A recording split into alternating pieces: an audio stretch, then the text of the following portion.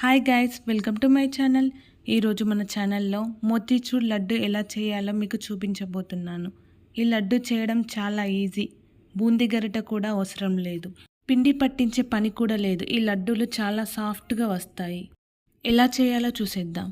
ముందుగా ఒక బౌల్లో 1 కప్ శనగపప్పు తీసుకొని శుభ్రంగా కడిగి వాటర్ పోసి 4 నుండి 5 గంటల పాటు నానబెట్టుకోవాలి. శనగపప్పు నానిన తర్వాత ఒక జాలీలో వేసి ఎక్సెస్ వాటర్ పోయేంత వరకు ఉంచాలి.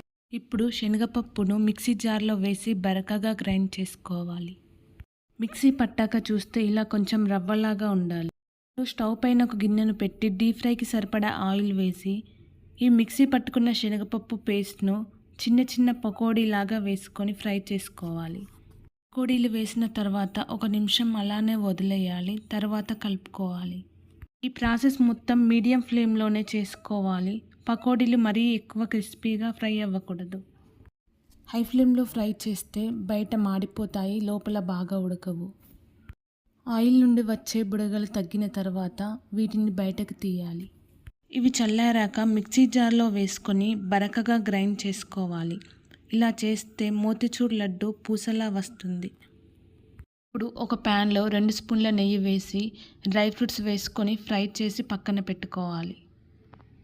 డ్రై ఫ్రూట్స్ బయటకు తీసిన తర్వాత అదే గిన్నెలో 1 కప్పు చక్కెర తీసుకొని అరకప్పు వాటర్ వేసి చక్కెరను కరిగించుకోవాలి. 1 కప్పు శనగపప్పుకి 1 కప్పు చక్కెర అయితే సరిపోతుంది. చక్కెర పాకం రావాల్సిన అవసరం లేదు. చక్కెర కరిగిన తర్వాత 5 నిమిషాల పాటు అలానే ఉంచితే ఇలా థిక్గా రెడీ అవుతుంది. ఇలా ఉంటే సరిపోతుంది. ఇప్పుడు దీనిలో 1/2 స్పూన్ ఆరెంజ్ ఫుడ్ కలర్ వేయాలి. ఇది ఆప్షనల్, మీకు ఇష్టమైతేనే వేసుకోవచ్చు. ఒకసారి కలిపి ఇందులో మనం గ్రైండ్ చేసుకున్న పౌడర్ని వేసుకొని బాగా కలిసేలా కలుపుకోవాలి. బాగా కలిసాక లో ఫ్లేమ్లో దగ్గర పడే వరకు ఉడికించుకోవాలి. దీనిలో తడిపోయేంత వరకు కలుపుతూ ఉడికించుకోవాలి.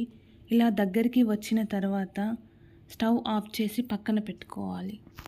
ఇది కొంచెం గోరువెచ్చగా ఉన్నప్పుడే మనం ఫ్రై చేసుకున్న డ్రై ఫ్రూట్స్ని ఇందులో వేసి మనకు కావలసిన లడ్డూలా చేసుకోవచ్చు. సింపుల్గా బూందీ గరిటెతో పని లేకుండా, పిండి పట్టించే పని లేకుండా చాలా ఈజీగా చేసుకున్నాం కదా. మీరు కూడా ఈ రెసిపీని ఒకసారి ట్రై చేయండి. ఈ మోతీచూర్ లడ్డు 10 నుండి 15 రోజుల పాటు నిల్వ ఉంటాయి. ఈ మోతీచూర్ లడ్డు చాలా సాఫ్ట్గా ఉంటుంది. పిల్లలు కూడా చాలా ఇష్టంగా తింటారు.